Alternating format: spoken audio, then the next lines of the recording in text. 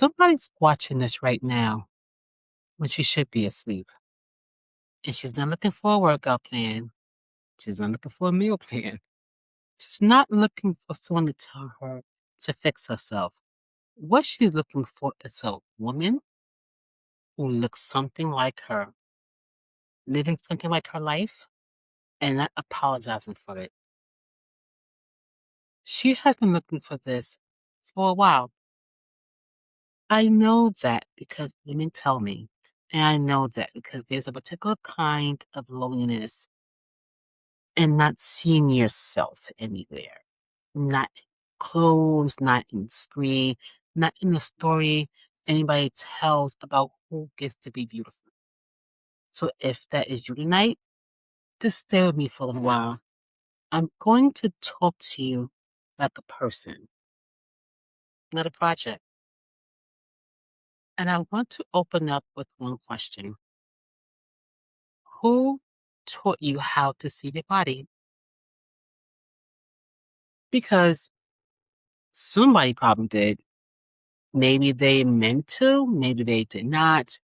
Before most of us developed our own language about our bodies, someone else was already talking. The school was talking, television, doctors, clothes stores were definitely talking. And now social media will talk to you 24/7 all day if you let it in. Some women learn about their bodies through teasing, some learn through comparison. Someone dies before they were old enough to understand why. Some were told they would be prettier if they lost weight by somebody who thought they were being very helpful. Someone will tell you where minds came from because it matters for anything else I'm about to say. I come from a family that loved me before the word ever got a chance to tell me my body was supposed to mean. And when I really think about it, I understand now what a privilege that was. I am the eldest of seven, and I'm also the heaviest, or the thickest, or the curviest, I'm going to put that, of my siblings. But I was never raised in a house where being the biggest girl meant I was the least beautiful, feminine, or even least worthy. My parents never taught me to see myself that way. They made sure I understand that royalty was in my blood at every size. You must give it to them. Yes. I want to be precise about that because it is not a small thing inside my house. My body was never a topic. It was never made a project. Nobody was managing me. That did not mean I grew up immune to insecurity. I want to be very clear with that. It meant I had a foundation underneath me before the outside world started adding its opinions. And I know every woman did not get that. Some women are being told and having to build that bridge with themselves at 40, at 50, at 60, maybe for the first time.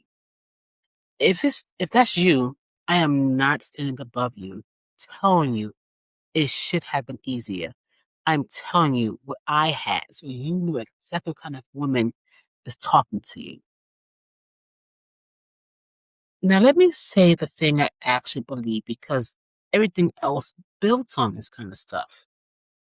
Confidence is not a performance. I do not need body confidence to become on the job where big women have to prove every single day that we love every inch of ourselves. That is exhausting. That is just a different costume altogether. Confidence does not mean I do not know what I weigh.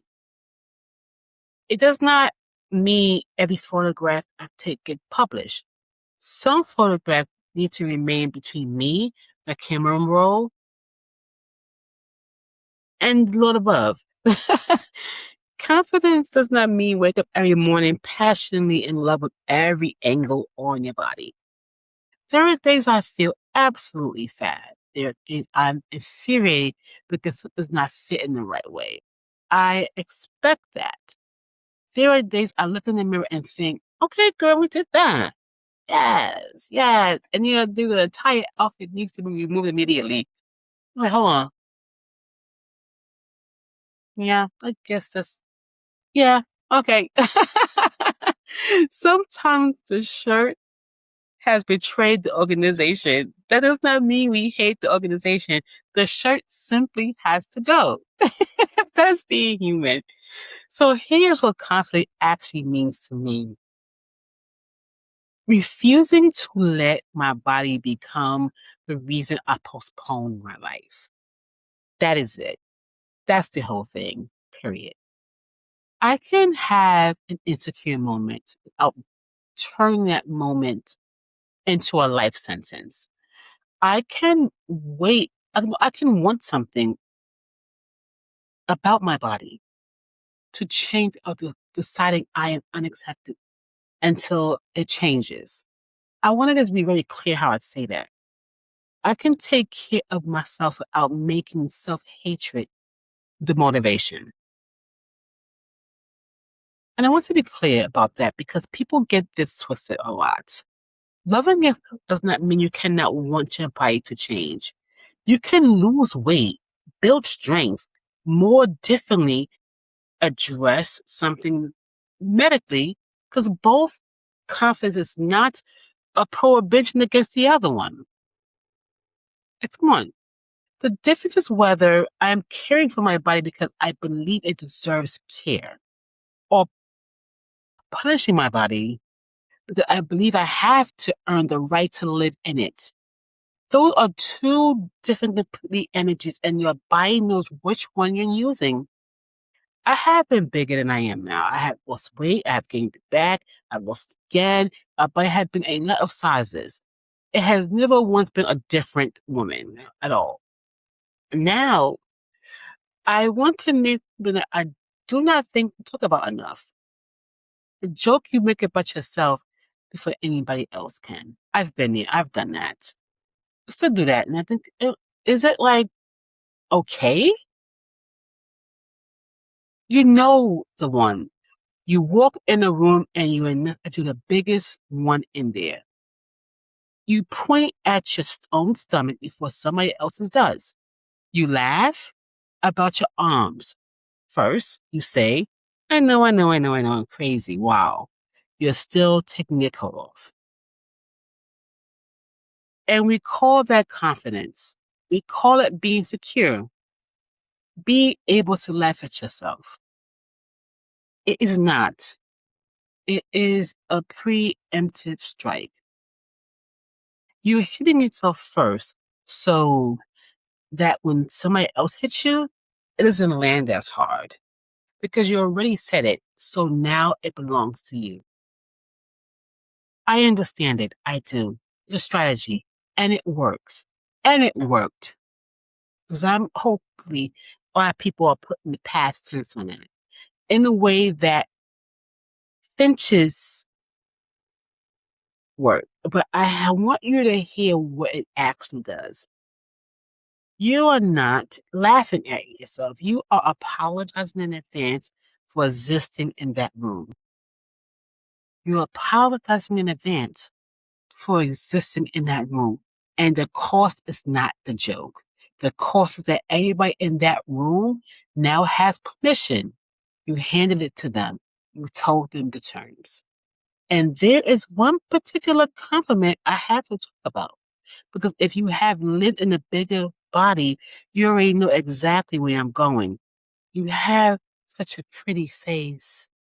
And then it comes the damn transition. The butt. You have such a pretty face, but you have such a pretty face if you would just, you have such a pretty face, you know, you could.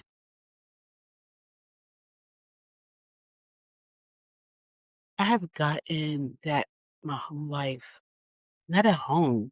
And we talked about my home. Out there though, co-workers, acquaintances, somebody at an event. A woman in the store decided we were close enough for that. And that is what I want Ian to notice about it. It almost never comes from the people who actually know you. It comes from people who know you just enough to have an opinion and not enough to have earned one. Most of them did not think they were being cruel. In their mind, they handed me a compliment and a helpful suggestion in the same sentence and thought that was very generous. Thank you for the assessment. I did not submit an application, but thank you. I mean, but listen to what the sentence actually does. It makes your body and sorts it into approved and unapproved. It says this part, within your knowledge. The rest of you, we're going to address it as a problem. It's a compliment shaped like a fence. And when you hit enough of them, you learn something you never should have learned. That admiration and correction arrive together. That every kind of sentence has a second half coming. So you start bracing yourself. That is why receiving is hard for so many women. It is not that you could get the compliment. It's that you have been waiting for the but 10, 20, 30 years.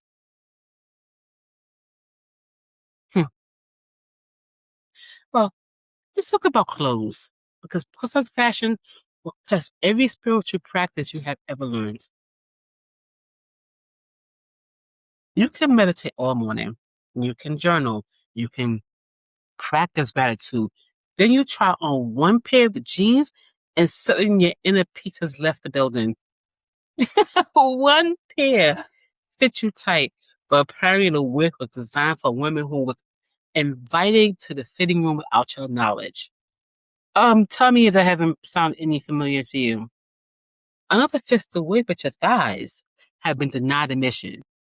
You order something and you size online, it arrives, and you start wondering whether you and that company has completely different understandings and mathematics. I tell you, that has happened to me so many times. I do not digress about that. And for years, the aesthetics on offer was large, floral, ooh, curtains with sleeves. That's what I said it. Yes. Yes. Why did everybody decide that becoming plus size automatically created a fashion with these enormous ass flowers? You know, hey, I love some sunflowers, but I'm not rocking some big ass sunflowers. Like it's the only place I have. Where did that come from? Please, somebody tell me if that has happened to you before. And I mean, like, I remember going shopping with my mom back in the days, and like literally, like I'm a teenager, and I would be like, we would go in these stores, and I'm not trying to get stuff that I see my sisters who are smaller than me have, and I'm like, what's up with this? Like, my mom used to do this as well. She used to be angry for me. And, oh, look, God, my baby girl, I love you. She used to be mad for me. Like, what is this? Like, I'm not dressing her. She's not a plant. But yes, that was a tandem I had to go on. See how things you think about stuff when you like literally like talking and like, yeah. Oh, and another thing, and everything has to be described as slimming. This is very slimming, okay? But is it cute? Can cute be objective? Can sexy be objective? Can fun be objective? Can I put something on because it makes me smile? But every outfit needs to be participated in like an optical illusion. I took my shirts in. I have a belly. I have an apron belly. I have a lovely apron belly at that. Sometimes the shirt is getting tucked in because I like the damn outfit and how it looks with my shirt tucked in. It does not mean every big woman should dress that way. No, maybe you hate tucked shirts in. Leave yours untucked. I don't care. Do you? Maybe you love your arms covered. Cover them. Maybe you love showing them. Show them. The point is the choice is yours. What bothers me is the rule book. Do not wear horizontal stripes. Do not wear white. Do not wear belly tops. Do not wear fitted clothes. Do not show your arms, your stomach. Do not wear something short. Do not draw attention. At some point, we are not talking about fashion anymore. That's kind of gone. We are talking about you want me to disappear. Somebody handed you to the instructions for making yourself less visible and told you it was style advice. And I refuse to believe a woman had to be visibly disappeared before everybody gets to get comfortable. Hmm.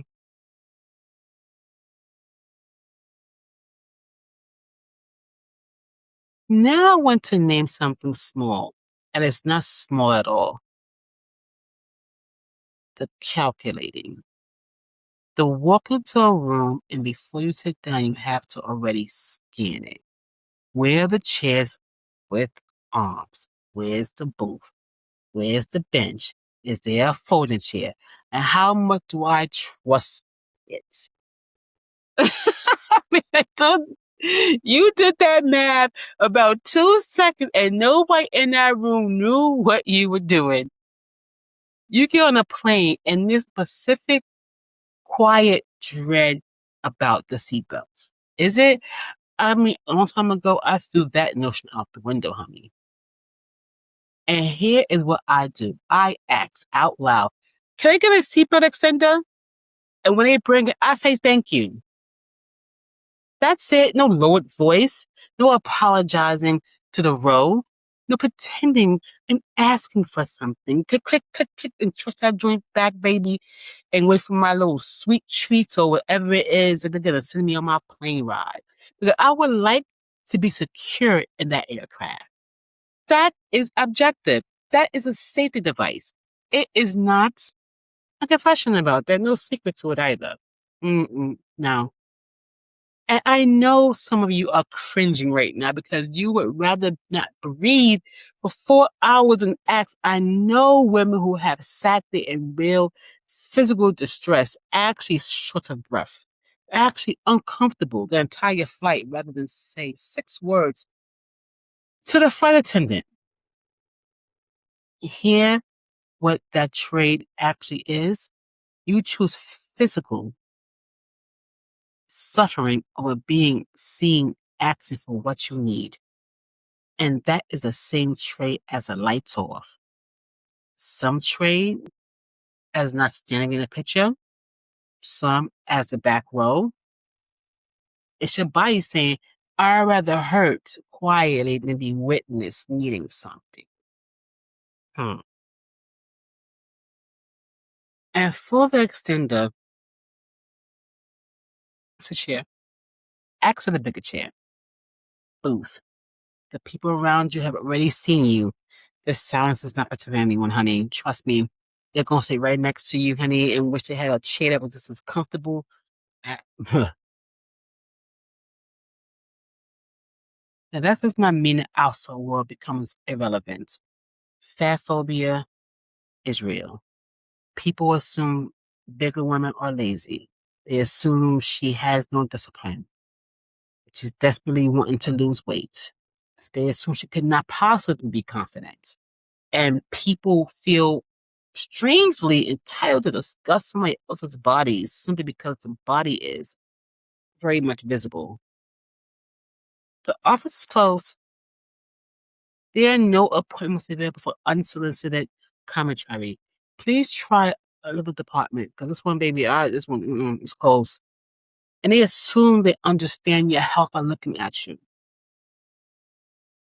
Which brings me to the doctors, because this is where the assumption stops being annoying and become dangerous. I sat in the office and been told that the concern was my weight, not the real reason I came in. So wait, and I want to be fair, understand a doctor's job. I'm not telling you health does not matter. I want to make that very clear. It does. I'm 50. I think about it. I know I need to go in, and I will. But something happens to a bigger woman in a medical office and needs to be named. You come in with a specific problem, and everything gets routed through your size. You come in with a broken finger. Have you considered losing weight? Doctor,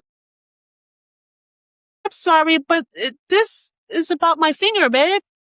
And what that does over years is teach women not to go. Not because they're in denial, because they are tired of paying an interest fee of shame to be examined for something unrelated. So they wait. And the thing they come in, and when they come in, about the first time goes unlooked.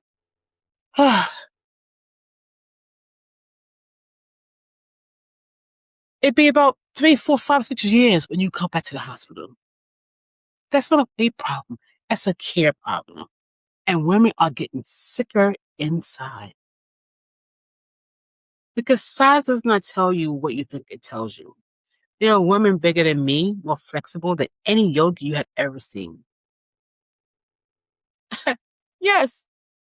And there are thin women walking around with serious conditions. Nobody thinks to check because they look fine. And apparently looking fine is a dietary standard now. Now, I'm not body shaming, but it's an actual fact. Health is real. Health is worth having, but a body is not a chart you can read from across the room and assume these things. And when you add being a Black woman, there are more layers. People have ideas about us being before we even open our mouths. How strong we're supposed to be, loud, soft, angry, successful. We're allowed to become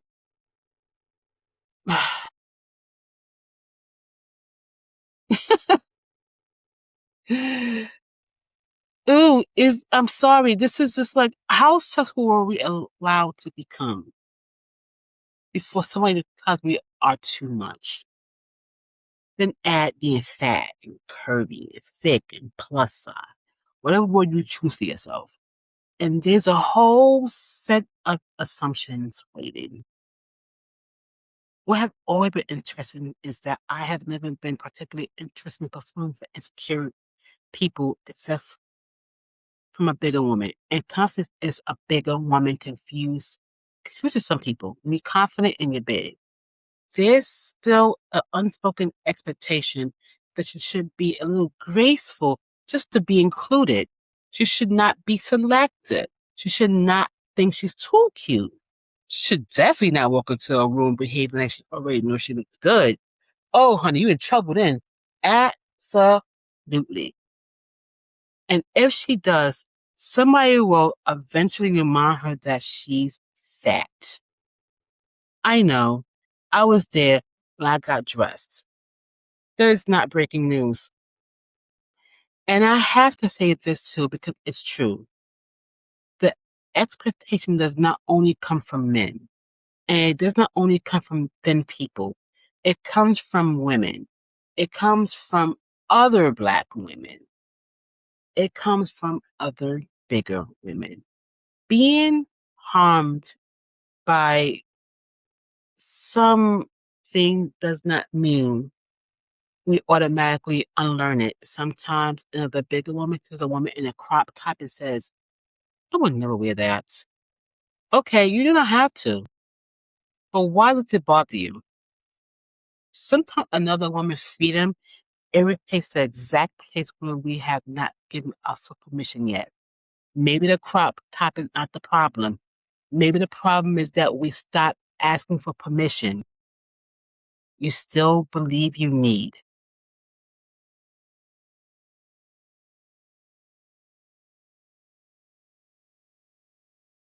Let's talk about being seen. How do you feel about that? I mean, actually seen, not admired from a distance, but but seen up close by someone who is right there. Because for a lot of women, that's where the hiding gets more serious. The lights has to be off. The shirt has to stay on. The stomach has to be covered. Don't touch that part. Don't look at me from that angle. Don't really look. And I understand how women get there. If you spend years hearing your body is a problem, but fully seen can feel terrifying, even when the person looking at you clearly wants you, especially then, because if they're looking at you with the most attention, some part of you is waiting for the moment they notice what you have been hiding and change their mind. Here is what I want you to know. I've been desired. I've been loved on every curve, every softness, every part of me, not despite anything, not at anyone's expectation. And that is still true. But I want to be very clear about why I'm telling you that.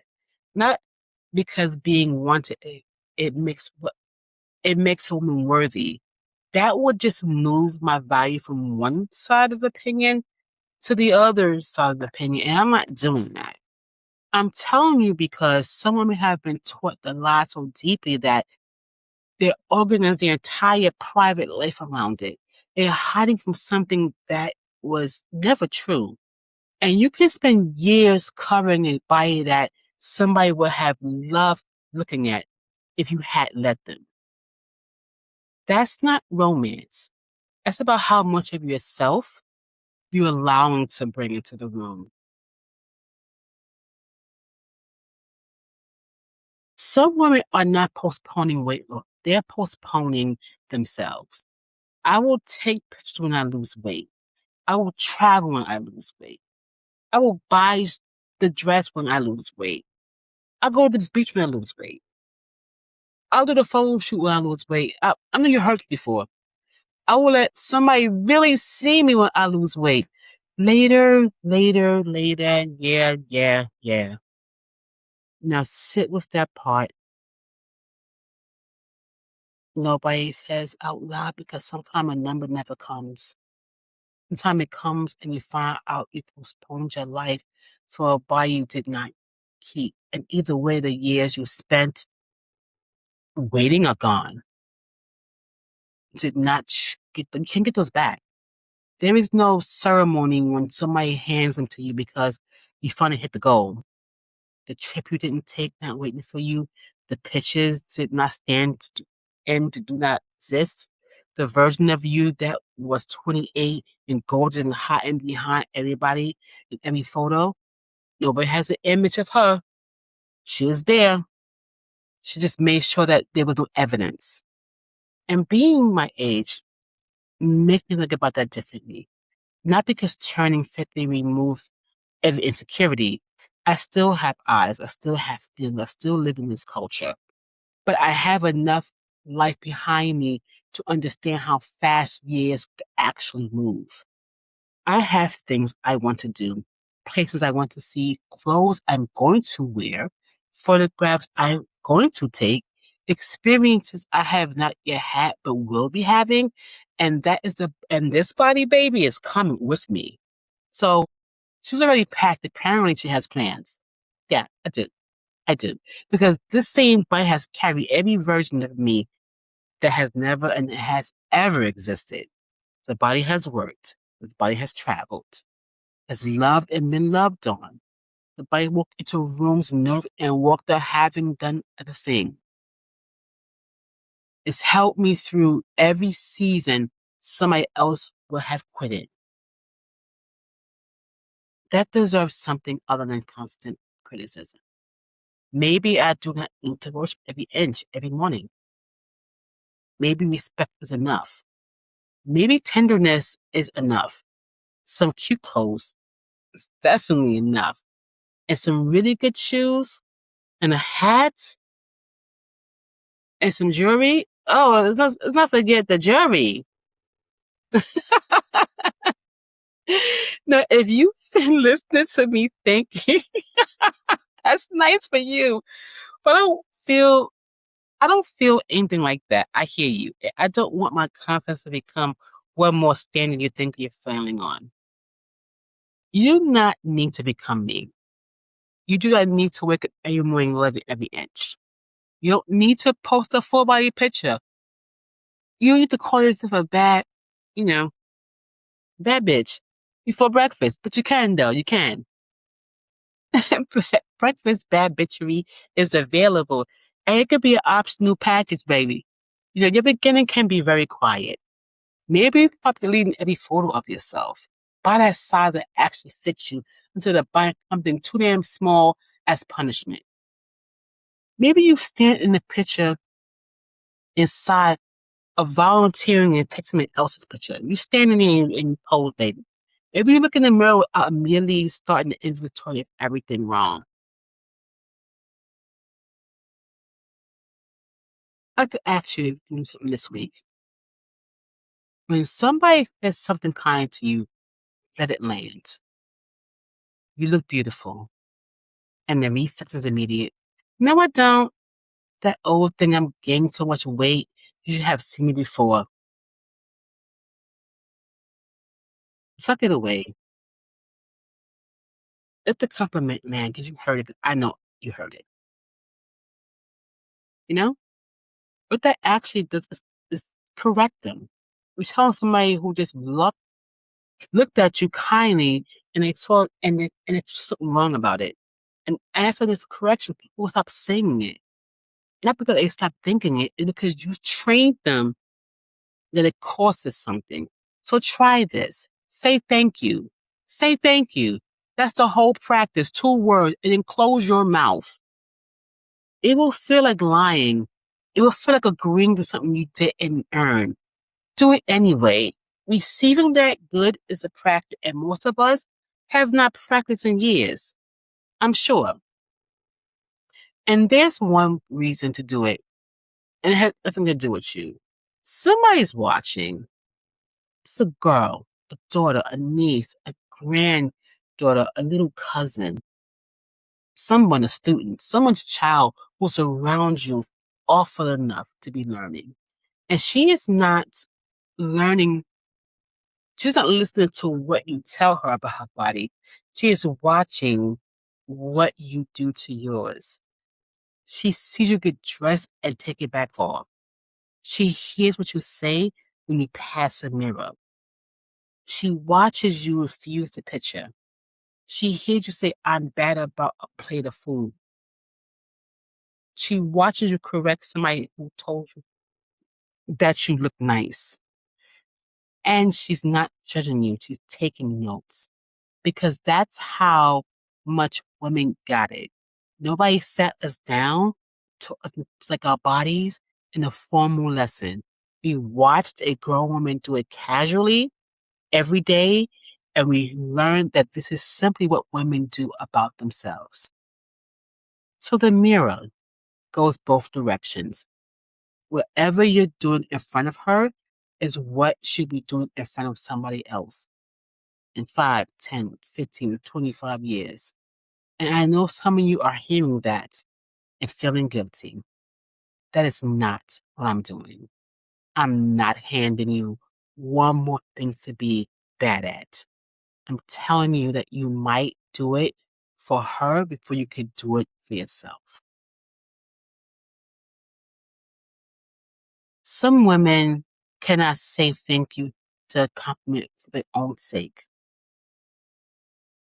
but they'll say it in front of a 9-year-old who's watching her, a grown woman, use a kind word. And that counts. That's the whole practice. You didn't have to feel it yet. It feels like a lie, I know. You just have to let her see it. See it done right. Because she'll remember it. I remembered it. I've told you what my house gave me. And that wasn't luck. That was grown women deciding on purpose what a girl is going to hear. You're going to decide that too, even if you have to fake it in front of her.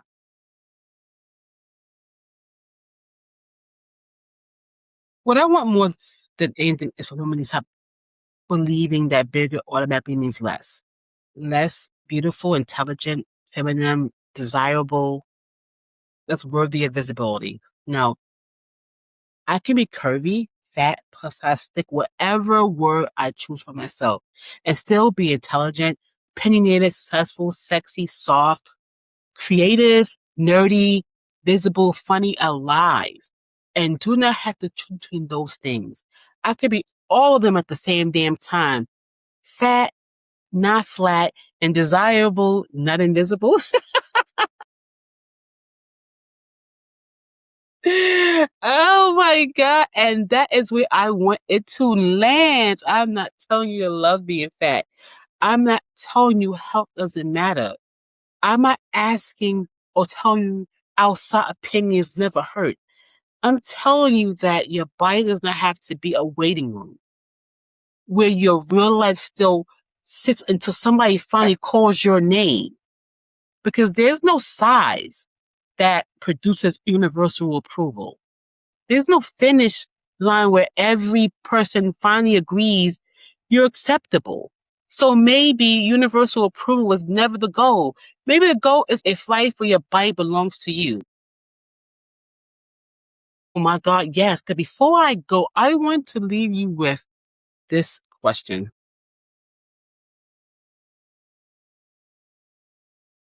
What have you been postponing until your body feels acceptable to you? Maybe the picture, the trip, the dress, the beach, the opportunity. Maybe if somebody see you with no clothes on, whether it comes to mind first, that's the one. Don't talk yourself out of it because that is your answer. Okay? Because maybe your body doesn't need to change before you begin. Maybe the permission does. I come from a family that made sure I understood royalty was in my blood at every size. And if nobody gave you that when you were young, I'm not going to pretend I can hand you your self-worth in one video. But I can remind you of something. Your body is not an apology. Your weight is not a biography. And you do not have to become smaller before you become more visible about your own life, especially you, the one still awake. Good morning, good afternoon, good evening, and good night. The one who has been looking for a while. I see you. And you have never actually hidden. You were just waiting for permission that was yours the entire time.